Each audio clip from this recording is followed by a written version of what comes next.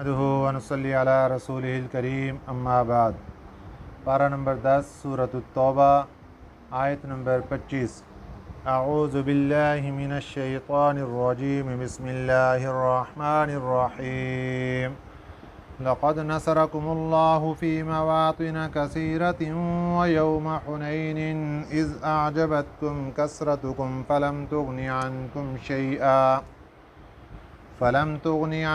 شيئا وضاقت عليكم الأرض بما رحبت ثم وليتم مدبرين ثم أنزل الله سكينته على رسوله وعلى المؤمنين وأنزل جنودا لم تروها وعذب الذين كفروا وذلك جزاء الكافرين۔ صدق اللہ العظیم۔ کل کے سبق میں غزوہ حنین کا تفصیلی تذکرہ گزر چکا۔ سن 6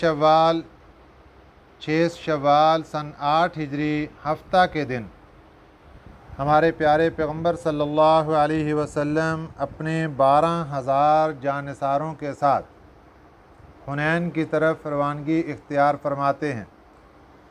10 شوال بروز منگل شام کے وقت مقام حنین میں پہنچ جاتے ہیں۔ صحابہ اکرام رضوان اللہ علیہم اجمعین نے اپنے لشکر کو دیکھا کہ جس لشکر کی تعداد 12,000، اسلحہ بھی خوب، اس کو دیکھ کر دل کے اندر یہ بات آ گئی، صحابہ اکرام کے دلوں میں یہ بات آ گئی تو آج تو ہماری فتح یقینی ہے۔ یہ تھوڑے سے لوگ ہیں سامنے، اللہ تعالیٰ کو ناراضگی ہوئی کہ انہوں نے اپنی کثرت پر مان کیوں کیا، انہوں نے اپنے اسلحے پر مان کیوں کیا، ان کو میری رحمت پر مان کرنا چاہیے تھا، ان کو میری ذات پر بھروسہ رکھنا چاہیے تھا۔ تو اللہ تعالیٰ نے ابتدا میں مسلمانوں کو تھوڑا سا جھنجھوڑا، پریشانی ہوئی، پاؤں اکھڑ گئے۔ پھر اس کے بعد نبی پاک صلی اللہ علیہ وسلم کا اعلان جب کانوں میں پڑا، واپس لوٹے، پھر اللہ تعالیٰ نے فتح عطا فرما دی۔ اس غزوے میں فرشتے بھی اترے، لیکن فرشتوں نے باقاعدہ جنگ نہیں کی۔ فرشتوں نے باقاعدہ جنگ صرف اور صرف غزوہ بدر میں کی ہے۔ باقی اس کے علاوہ جن غزوات میں فرشتے نازل ہوئے وہ کافروں کے دلوں پر رعب طاری کرنے کے لیے اور ان کو ڈرانے کے لیے آئے، باقاعدہ جنگ میں حصہ نہیں لیا۔ لقد نصرکم اللہ فی مواطن کثیرۃ، البتہ تحقیق نصرکم اللہ، مدد کر چکا ہے تمہاری اللہ تعالیٰ، فی مواطن کثیرۃ، مواطن کہتے ہیں میدانوں کو، کثیرہ بہت زیادہ، تمہاری مدد اللہ تعالیٰ کر چکے ہیں بہت سے میدانوں میں۔ وَيَوْمَ حُنَيْنٍ، اور حنین کے دن بھی اللہ مدد کر چکے ہیں۔ اذ، جب، اعجبتکم، تم خوش ہوئے، کثرتکم، اپنی کثرت پر، فلم تغن عنکم، پھر نہیں کام آئی تمہارے، شیئا، وہ کچھ بھی، تمہاری کثرت پر تمہیں مان آیا لیکن وہ تمہاری کثرت تمہارے کوئی کام نہ آئی جب جنگ شروع ہوئی۔ وضاقت، اور تنگ ہو گئی، علیکم الارض، تمہارے اوپر زمین، بما رحبت، اپنی کشادگی کے باوجود، وضاقت اور تنگ پڑ گئی، علیکم، تمہارے اوپر، الارض، زمین، بما رحبت، اپنی کشادگی کے باوجود زمین تمہارے اوپر تنگ پڑ گئی، ثم، پھر، ولیتم، پیچھے ہٹ گئے، مدبرین، پیٹھ دے کر، پیٹھ کے بال تم پیچھے ہٹ گئے، میدان چھوڑ گئے۔ ثم، پھر، انزل اللہ، اتارا اللہ تعالیٰ نے، سکینتہ، اپنی طرف سے سکینہ، علی رسولہ، اپنے رسول صلی اللہ علیہ وسلم پر۔ یہاں رسول پر سکینہ نازل کرنے سے مراد کیا ہے؟ نبی پاک صلی اللہ علیہ وسلم میدان جہاد میں رہے اور آپ کے ساتھ صحابہ اکرام کی ایک جماعت بھی تھی جس کی تعداد 100 سے زائد بتائی جاتی ہے۔ یہاں جو علی رسول ہی آیا ہے کہ ثم انزل اللہ، پھر اللہ تعالیٰ نے اتارا سکینتہ، اپنا سکینہ، علی رسول ہی، اپنے رسول صلی اللہ علیہ وسلم پر۔ یہاں رسول پر سکینہ نازل کرنے سے مراد یہ ہے کہ جو رسول پاک صلی اللہ علیہ وسلم کے ساتھ جماعت تھی ان پر سکینہ نازل۔ آپ صلی اللہ علیہ وسلم تو پہلے سکینے میں تھے، آپ کو کوئی روب، کوئی دبدبہ، کچھ نہیں تھا، آپ بے خوف تھے۔ وعلی المؤمنین، اور باقی جو مومنین پیچھے ہٹ گئے تھے میدان سے ان پر بھی اللہ تعالیٰ نے سکینہ نازل فرمایا۔ وانزل، اور اتارا، جنودن، لشکر، فوجیں، لم تروہا، تم نے نہیں دیکھا ان کو، مراد اس سے فرشتوں کی فوجیں ہیں۔ وعذب الذین کفروا، اور عذاب دیا ان کافروں کو۔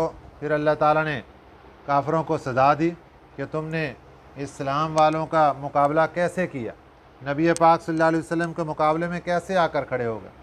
وذالک جزاء الکافرین، اور یہی سزا ہے کافروں کے لیے کہ جو بھی کافر اسلام کا مقابلہ کرے گا اس کو یہی سزا ملے گی، لیکن شرط یہ ہے کہ مسلمان بزدل نہ ہو، شرط یہ ہے کہ مسلمان کو اپنی طاقت پر مان نہ ہو۔ مسلمان اللہ کی رحمت پر مان کر کے جب چلے گا تو اس کا دشمن اس کو نقصان نہیں پہنچا سکتا، اس کا دشمن ہمیشہ ذلیل و خوار ہوگا۔ ثم یتوب اللہ، پھر توبہ نصیب کرے گا اللہ، من بعد ذالک، اس کے بعد، یعنی غزوہ حنین میں یہ جو طائف کے لوگ، قبیلہ حوازن کے لوگ، قبیلہ ثقیف کے لوگ، یہ لوگ نبی پاک صلی اللہ علیہ وسلم کے دشمن بن کر سامنے آئے۔ اللہ فرماتے ہیں ہماری پیشین گوئی یہ ہے کہ ایک وقت آئے گا یہ لوگ توبہ طائب ہوں گے اور اللہ ان کی توبہ کو قبول فرمائیں گے، توبہ کی توفیق عطا فرمائیں گے۔ تاریخ کے اندر 2 مرتبہ نبی پاک صلی اللہ علیہ وسلم کا طائف والوں کے ساتھ واسطہ پڑا، دونوں دفعہ تکلیف پہنچی اور دونوں دفعہ یہ سفارش کی گئی کہ آپ ان طائف والوں کے خلاف بد دعا کر دیجئے۔ ایک اس موقع پر جب میرے آقا صلی اللہ علیہ وسلم تشریف لے جاتے ہیں دعوت و تبلیغ کے لیے، طائف کے لوگوں نے پتھر مارے، آپ کا جسم زخمی ہو گیا اور یہاں تک جسم سے خون بہا کہ آپ کے جوتے مبارک بھی تر ہو گئے۔ اس وقت بھی فرشتے حاضر ہوئے اور انہوں نے عرض کیا حضور 2 پہاڑوں کے درمیان یہ طائف کی بستی ہے، ہمیں حکم دیجئے اس پہاڑ کو اٹھائیں اور اس کو اٹھائیں اور چکی کے 2 پارٹوں کی طرح ان پہاڑوں کو ملا کے اس پوری بستی کو ملیا میٹ کر دیں گے جی۔ لیکن میرے آقا صلی اللہ علیہ وسلم نے فرمایا نہیں، ایسا نہیں کرنا، ہو سکتا ہے اللہ تعالیٰ ان کو ہدایت عطا فرما دے اور ان میں سے اللہ کے نیک بندے پیدا ہو جائیں۔ پھر آج وہ وقت آیا جب قبیلہ حوازن جس کی اکثریت میدان طائف میں تھی، وہ سب کے سب غزوہ حنین کے موقع پر میرے آقا صلی اللہ علیہ وسلم کے سامنے ہوئے۔ یہاں پر پھر وہی بات آئی کہ ان کے لیے بد دعا کر دیجئے۔ جب یہ جا کر اپنے قلعوں کے اندر بند ہو گئے اور وہاں اندر سے تیر چلا رہے ہیں، باہر نکل کر جنگ نہیں کر رہے، اور مسلمان وہاں لشکر کے صورت میں قلعے کے باہر پڑاؤ کر کے بیٹھے، وہاں پر مشورہ دیا گیا حضور ان کے لیے بد دعا فرما دیں۔ میرے آقا نے فرمایا نہیں، ان کے لیے بد دعا نہیں کرنی، ہو سکتا ہے اللہ تعالیٰ ان کو ہدایت عطا فرما دے۔ وہی ہوا کہ جب آپ وہاں سے کوچ کر کے مقام جعرانہ پر پہنچے تو وہاں پر یہ سارے کے سارے سردار اور اس کے ساتھ اور لوگ بھی جو آپ صلی اللہ علیہ وسلم کے رضائی خاندان کے تھے، آپ کے چچا بھی وہاں پر پہنچے اور آ کر، رضائی چچا مراد ہیں، وہاں پر آ کر انہوں نے اسلام قبول کر لیا، اور اسلام قبول کرنے کے بعد ہی تو ان کو یہ نعمت عطا کی گئی تھی کہ ان کی سفارشیں قبول کی گئیں، اور جتنے بھی ان کے قیدی تھے 6000 وہ سب کے سب ان کو واپس کر دیے گئے۔ یہاں ایک اور واقعہ بھی پیش آیا کہ جب قیدی واپس کرنے کا معاملہ آیا تو چونکہ آپ صلی اللہ علیہ وسلم مال غنیمت تقسیم کر چکے تھے، قیدی تقسیم ہو گئے تھے، سب لوگوں کے پاس غلام کی صورت میں، باندی کی صورت میں قیدی چلے گئے تھے، تو نبی پاک صلی اللہ علیہ وسلم نے فرمایا میں اپنا حق چھوڑ رہا ہوں، लोगों से पूछा, सब ने कहा जी हम भी आपके आवाज़ पर लब्बैक कहते हैं, हम भी छोड़ रहे हैं। लेकिन इसके बावजूद मेरे आका सल्लल्लाहु अलैहि वसल्लम ने इरशाद फरमाया, भाई देखो, अगर किसी का दिल नहीं मान रहा, वो मेरे कहने पे छोड़ रहा है, तो हम उसको आने वाले वक़्त में माले फ़ै में से उसको इसका तावन करेंगे, अगर वो हमारी आवाज़ पर लब्बैक कहते हुए आज ये कैदियों को रिहा कर देता है। सब ने बेयक ज़ुबान कहा कि हुजूर हम आपकी आवाज़ पर लब्बैक कहते हैं, लेकिन इसके बावजूद आप सल्लल्लाहु अलैहि वसल्लम ने, मजमे की तादाद बहुत ज़्यादा थी, हर ख़ानदान के सरदारों को कहा कि अपने अपने आदमियों को टटोल लीजिए, कोई दिल बर्दाश्त होकर ज़बरदस्ती तौर पर अपने ग़ुलामों को आज़ाद न कर रहा हो। लेकिन सब को टटोला गया तो सब के सब आशिक रसूल थे और उन्होंने आप सल्लल्लाहु अलैहि वसल्लम के साथ मोहब्बत का सबूत दिया और सब लोगों को आज़ाद कर दिया। फिर ये लोग मुसलमान हो गए। सुम्मा यतूबुल्लाहु, फिर तौबा नसीब करेगा अल्लाह ताला, मिन बादि ज़ालिका, इस वाक़े के बाद, अला मन यशाउ, जिसको चाहेगा, वल्लाहु गफूरुर रहीम, अल्लाह बख्शने वाला रहम करने वाला है। इसके बाद अगली आयत मुबारका में सन 9 हिजरी में जब अल्लाह ताला ने हज का हुक्म नाज़िल फरमा दिया, हज़रत अबू बकर सिद्दीक़ रज़ी अल्लाह ताला अन्हु अमीर हज बनकर मक्का मुकरमा तशरीफ़ ले गए और सूरह तौबा की आयात नाज़िल हुई, जिनके अंदर कुछ कवानीन नाज़िल फरमाए गए, मुआहदे को ख़त्म करने का भी हुक्म दिया गया। आप सल्लल्लाहु अलैहि वसल्लम ने हज़रत अली रज़ी अल्लाह ताला अन्हु को भेजा, हज़रत अबू बकर सिद्दीक़ रज़ी अल्लाह ताला अन्हु के साथ मिलके इन सब ने ऐलानात फरमाए। उन ऐलानात में एक ऐलान ये था कि आज के बाद आइंदा साल कोई मुशरिक हज करने नहीं आएगा। ये सारे का सारा इलाका, अरब का इलाका शिरक से पाक, यहाँ पर किसी मुशरिक को ठहरने की इजाज़त नहीं और शिरक की हालत में किसी को भी हरम आने की इजाज़त नहीं है। या अय्युहल्लज़ीना आमनू, ए ईमान वालो, इन्नमल मुशरिकूना नजसुन, बेशक मुशरिक ये पलीद है,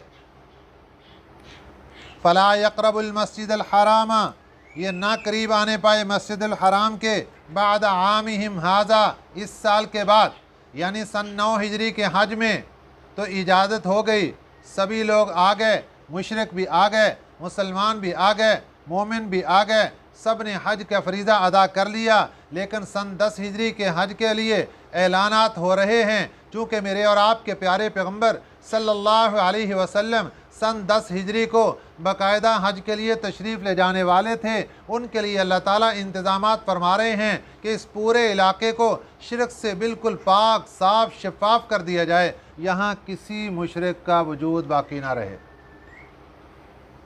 फरमाया इन्नमल मुशरिकूना नजसुन, मुशरिक पलीद है। नजस इसका माना होता है पलीद। नजासत में ज़ाहिरी नजासत भी शामिल है और बातनी नजासत भी शामिल है। वो नजासत भी जो आँख से नज़र आए, नाक से महसूस हो, हाथ से महसूस हो, और वो नजासत भी मुराद जो इल्म व अक़ल के ज़रिए से मालूम हो। इसलिए लफ्ज़ नजस गलाज़त को भी शामिल, गंदगी को भी शामिल, ज़ाहिरी तौर पर जो महसूस हो उसको भी शामिल, मानवी तौर पर जो महसूस हो उसको भी शामिल।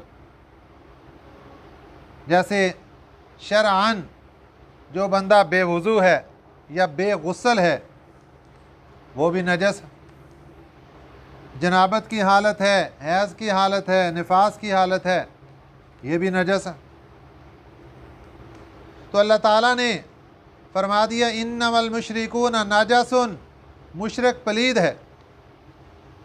तीनों किस्म की निजासतें मुशरिक के अंदर पाई जा रही थी।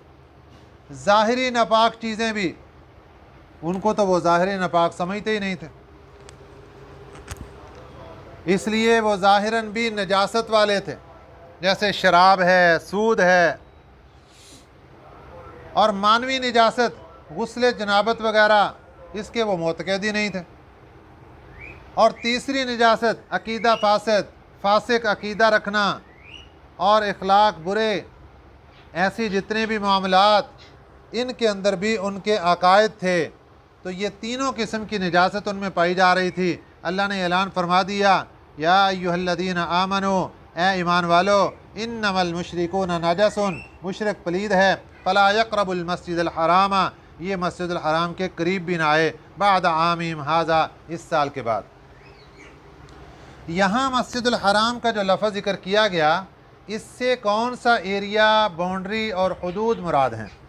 اس کے بارے میں راجح روایت یہی ہے کہ جو اصل حرم کی باؤنڈری اور حدود ہے وہ مراد ہے، کہ حرم کی حدود کے اندر کوئی مشرک نہیں رہ سکتا۔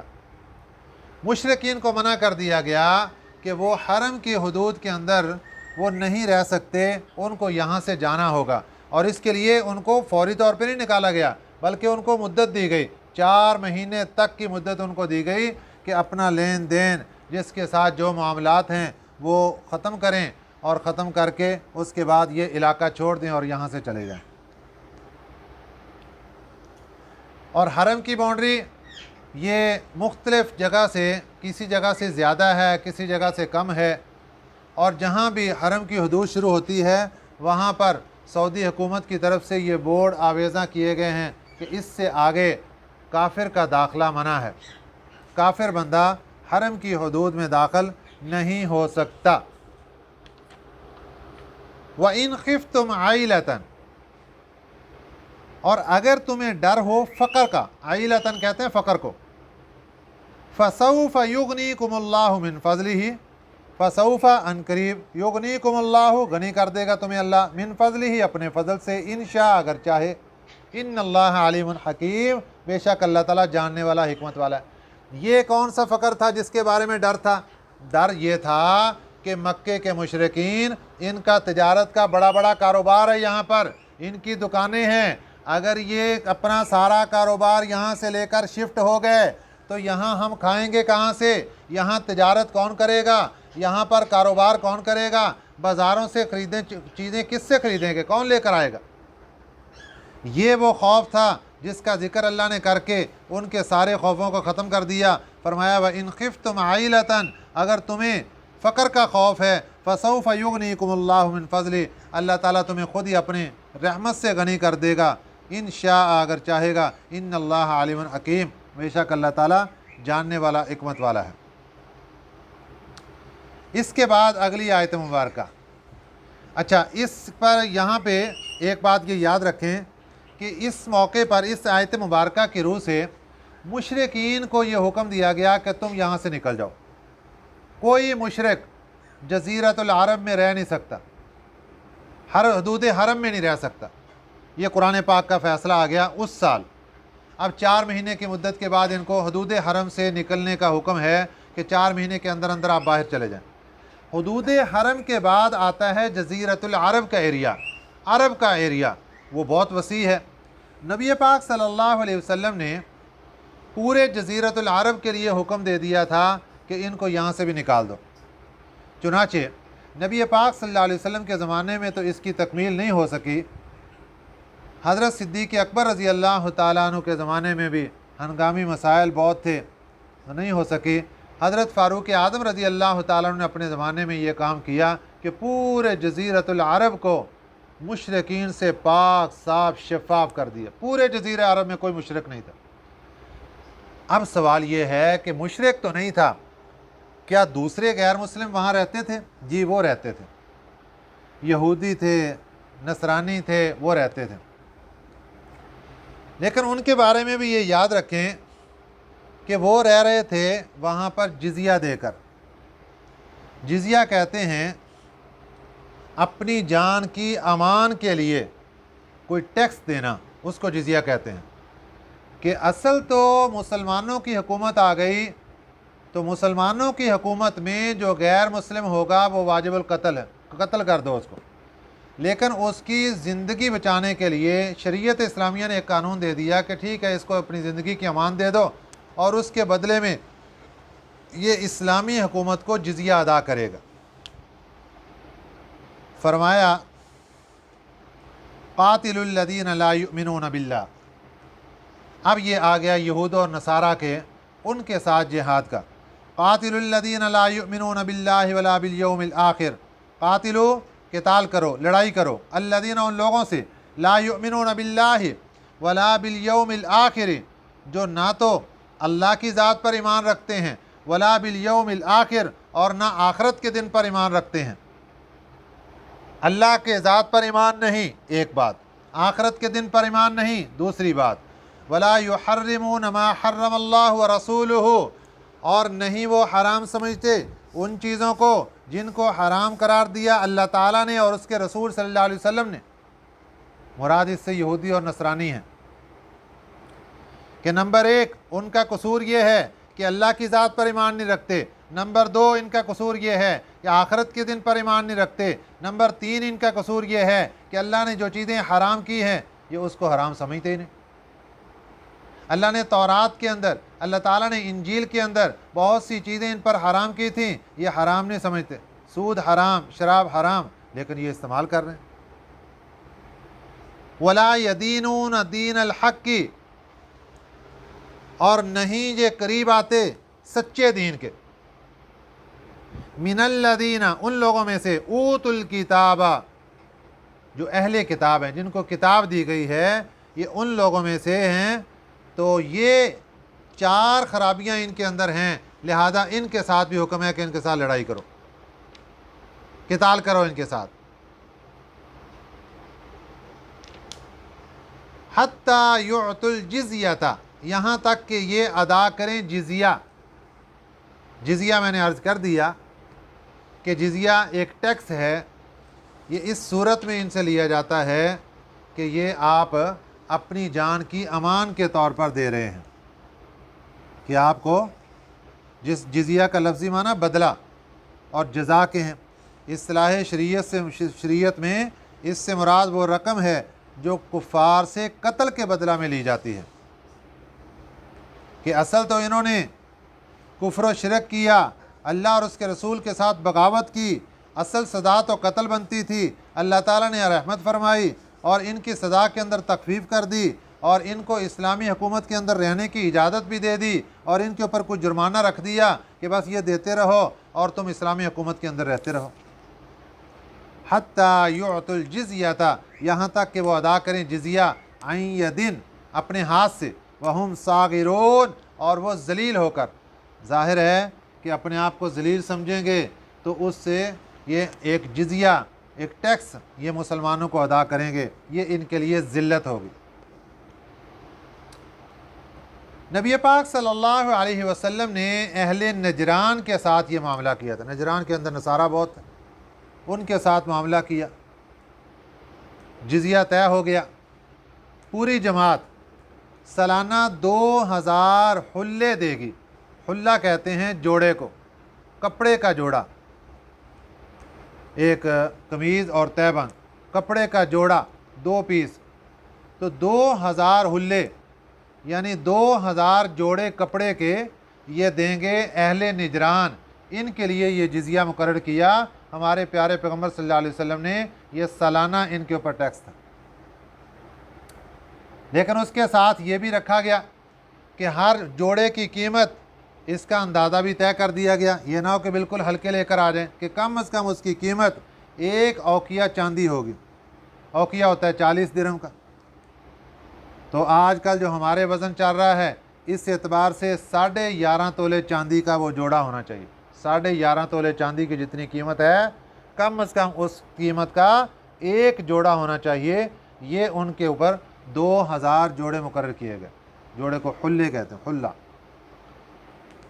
इसी तरह बनी तगलब एक कबीला था, वहाँ पर नसारा रहते थे। हज़रत फ़ारूक आज़म रज़ी अल्लाह ताला अन्हु ने उनके साथ मुआहदा किया और वहाँ उनके साथ जिज़िया तय हुआ इस्लामी ज़कात के हिसाब के एतबार से, कि ज़कात जितनी मुसलमान देता है उससे दुगना इनके ऊपर जिज़िया है, ये अदा करेंगे। और हज़रत फ़ारूक आज़म रज़ी अल्लाह ताला अन्हु ने ये कानून अपने ज़माने खिलाफत में नाफिज़ फरमा दिया। उसके अंदर ये बात रखी गई कि देखो, जो सरमायादार है पैसे वाला है वो तो देगा 4 दिरहम, और जो गरीब बंदा है वो देगा 2 दिरहम। तंदुरुस्त है, मेहनत मजदूरी करने वाला है, आम बंदा है, वो 1 दिरहम देगा। और जो गरीब है बिल्कुल, उसकी कोई कमाई नहीं, औरतें हैं या माजूर है या मुफलिस है, उनको माफ़ है, उनको जिज़िया नहीं लगता था। ये हज़रत उमर बिन ख़त्ताब रज़ी अल्लाह ताला अन्हु ने कानून बना कर दिया था जिज़िये का, जो कि उस ज़माने में नाफिज था। इससे आप अंदाज़ा लगाएं कि इस्लाम ने एक काफिर की भी किस कदर रियायत फरमाई है, और आज मुसलमान का गला घोंटे जा रहा है। इस्लाम किस बात की इजाज़त देता है कि सिर्फ़ अपना हक़ लो और किसी की हक़ तलफ़ी मत करो। किसी के हक़ को मारोगे तो दुनिया में भी पकड़े जाओगे और आखिरत में भी पकड़े जाओगे। अल्लाह ताला हमें सही समझ नसीब फरमाए। आमीन। वमा अलैना इल्लल बलागुल मुबीन।